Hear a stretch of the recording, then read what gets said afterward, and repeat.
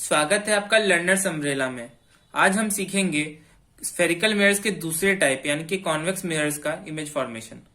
दोस्तों, अगर आपने कॉनकेव मिरर का इमेज फॉर्मेशन पढ़ रखा होगा तो आपको ये बात पता हो कि हम सबसे पहले किसी भी स्फेरिकल मिरर का इमेज फॉर्मेशन से पहले कुछ रूल्स पढ़ते हैं और उन रूल्स की मदद से हम लॉजिकली डिड्यूस करते हैं सारी इमेजेस के लोकेशन, उनकी साइज और उनका नेचर। तो इस केस में भी हम यही करेंगे। तो आइए सबसे पहले हम रूल्स देखते हैं। हमारा पहला रूल है कि जब भी कोई लाइट रे प्रिंसिपल एक्सिस के पैरेलल ट्रेवल करती है तो वो इस तरह से रिफ्लेक्ट होती है कि हमें ऐसा लगता है कि वो फोकस से पास हो रही है। यानी कि अगर हम उस रिफ्लेक्टेड रे को बैकवर्ड प्रोड्यूस करते हैं तो वो फोकस से पास होती हुई नजर आती है। इस कॉन्वेक्स मिरर के केस में हमारा फोकस जो होता है वर्चुअल होता है, यानी कि वो रियलिटी में एग्जिस्ट नहीं करता है। क्योंकि फोकस वर्चुअल होता है तो लाइट रे रियलिटी में कभी भी उससे पास नहीं कर सकती है। पर जब आप यहाँ अपनी आंखें रखोगे, जैसे कि अगर आपकी आंखें यहाँ पर होती और अगर आप इस रिफ्लेक्टेड रे को देख रहे होते तो आपको ऐसा लगता है कि ये लाइट रे आपको फोकस से ही पास हो रही है। तो एक इल्यूजन सा होता है जबकि वो रियलिटी में एग्जिस्ट नहीं करता है।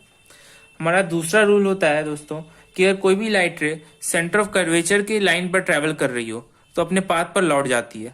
तो जब हम रिफ्लेक्टेड रे को यहाँ पर देखते हैं तो हमें ऐसा लगता है कि वो जो लाइट रे वो कॉन्वेक्स मिरर के सेंटर ऑफ कर्वेचर से ही आ रही है, पर असलियत में ऐसा होता नहीं है क्योंकि वो लाइट रे कॉन्वेक्स मिरर के पार जा ही नहीं सकती है। तो ये रहा हमारा दूसरा रूल। हमारा रूल नंबर 3 रूल नंबर 1 के अपोजिट है। रूल नंबर 3 में अगर कोई लाइट रे फोकस की लाइन पर, यानी कि फोकस से पास होने वाली जो लाइन होती है उस पर ट्रेवल कर रही होगी तो वो रिफ्लेक्ट होने के बाद प्रिंसिपल एक्सिस के पैरेलल ट्रेवल करेगी इस तरह से। और हमारा चौथा रूल ये कहता है कि अगर कोई भी लाइट रे पोल पर इंसिडेंट होती है और फिर वहां से रिफ्लेक्ट हो जाती है तो प्रिंसिपल एक्सिस और इंसिडेंट लाइट रे के बीच में बनने वाला एंगल, यानी कि एंगल ऑफ इंसिडेंस एंगल आई, और रिफ्लेक्टेड रे और प्रिंसिपल एक्सिस के बीच में बनने वाला एंगल यानी कि angle R, angle of reflection, ये दोनों इक्वल होंगे। तो ये रहा हमारा चौथा रूल। दोस्तों, अगर आपने कॉनकेव मिरर के भी सारे रूल्स पढ़े हैं तो आपको एक सिमिलरिटी महसूस हो रही होगी। सिमिलरिटी ऐसे कि कॉनकेव मिरर में जितने भी लाइट रेज होती थी वो फोकस और सेंटर ऑफ कर्वेचर से पास होती थी, वो रियलिटी में पास होती थी लाइट रेज। पर कॉन्वेक्स मिरर के केस में ऐसा रियलिटी में नहीं होता है, ये वर्चुअली पास हो रही होती है। हमें सिर्फ ऐसा इल्यूजन होता है कि लाइट रेज फोकस और सेंटर ऑफ कर्वेचर से पास हो रही हैं। तो आइए बढ़ते हैं हम इमेज फॉर्मेशन की तरफ।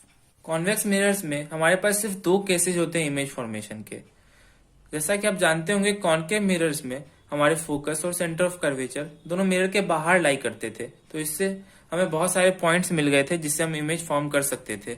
पर हमारे पास कॉन्वेक्स मिरर में ऐसी चीज नहीं होती है क्योंकि फोकस और सेंटर ऑफ कर्वेचर दोनों मिरर के अंदर लाई करते हैं। आइए हमारा पहला केस देखते हैं। हमारे पहले केस में ऑब्जेक्ट इन्फिनिटी और पोल, ये पॉइंट हमारा पोल है, पोल के बीच में ऑब्जेक्ट रखी हुई है। तो हमारी ऑब्जेक्ट से 2 लाइट रेज निकल रही हैं। पहली लाइट रे प्रिंसिपल एक्सिस के पैरेलल होगी जो कि रिफ्लेक्ट होने के बाद इस तरह से रिफ्लेक्ट होगी कि वो फोकस से पास करती हुई दिखाई देगी हमें। और हमारी दूसरी लाइट रे इस तरह से रिफ्लेक्ट होगी कि वो सेंटर ऑफ कर्वेचर से पास हो रही हो, ऐसा हमें प्रतीत हो। ये आगे जाके हमें ऐसा लगेगा कि सेंटर ऑफ कर्वेचर से आ रही है। तो इस तरह से हमें 2 लाइट रेज मिल गई और ये दोनों लाइट रेज जहां पे मीट करेंगी बैकवर्ड प्रोड्यूस होने के बाद, यानी कि वर्चुअली जहां मीट करेंगी वर्चुअली, वो पॉइंट हमारा इमेज कहलाएगा। तो ये रहा हमारा इमेज, इसको कह सकते हैं पाई। तो आइए इसे समराइज करते हैं। हमारी ऑब्जेक्ट है बिटवीन इंफिनिटी एंड पोल। हमारी इमेज बनी है between pole and focus, between P and F. हमारी इमेज का साइज जो है वो डिमिनिश्ड है, यानी कि छोटा है हमारी ऑब्जेक्ट से, बहुत ज्यादा छोटा नहीं है लेकिन छोटा तो है। और हमारी इमेज का जो नेचर है वो हमारा वर्चुअल है, क्योंकि हमें दिख रहा है कि वो वर्चुअल वर्ल्ड में बन रही है, मिरर के पीछे बन रही है हमारी इमेज।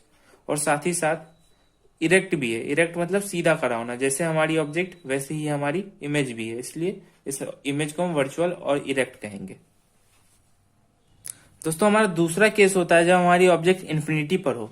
तो हम जैसा कि जानते हैं जब भी कोई ऑब्जेक्ट इन्फिनिटी पर होती है तो उसकी जो लाइट रेज आती है वो प्रिंसिपल एक्सिस के पैरेलल ही होकर आती हैं। तो लाइट रेज अगर प्रिंसिपल एक्सिस के पैरेलल हो तो हम रूल नंबर 1 से जानते हैं कि हमें ऐसा दिखाई देगा कि वो लाइट रेज फोकस से पास होती हुई आ रही है, जबकि वो होती नहीं है। तो हम उन्हें अगर बैकवर्ड प्रोड्यूस करते तो वो फोकस पे आकर मीट करेंगी। तो ये पॉइंट हमारी इमेज कहलाएगी, ये पॉइंट हमारी इमेज है। तो हम यहाँ पे अब इसको समराइज कर सकते हैं। हमारी ऑब्जेक्ट है एट इंफिनिटी, हमारी इमेज बनी है एट फोकस।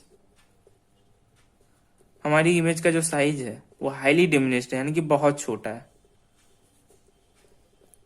क्योंकि आप देख सकते हैं यहाँ पे एक पॉइंट जैसी दिखाई दे रही है, तो हाईली डिमिनिश्ड कहना सही रहेगा।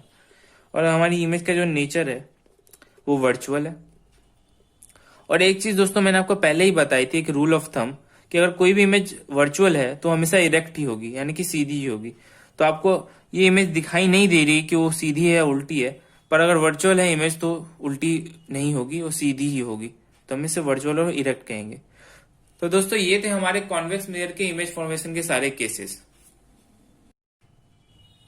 इसी के साथ हमारा इमेज फॉर्मेशन का टॉपिक खत्म होता है। इसके बाद हम साइन कन्वेंशन और फिर एप्लीकेशंस देखेंगे। दोस्तों अगर आपको कोई भी डाउट हो तो आप हमारे कमेंट बॉक्स में पूछ सकते हैं, या फिर आप हमारा टेलीग्राम चैनल ज्वाइन कर सकते हैं, जहां पे हम पर्सनल सॉल्यूशन देते हैं आपके किसी भी डाउट का। तो पढ़ते रहिए दोस्तों, धन्यवाद।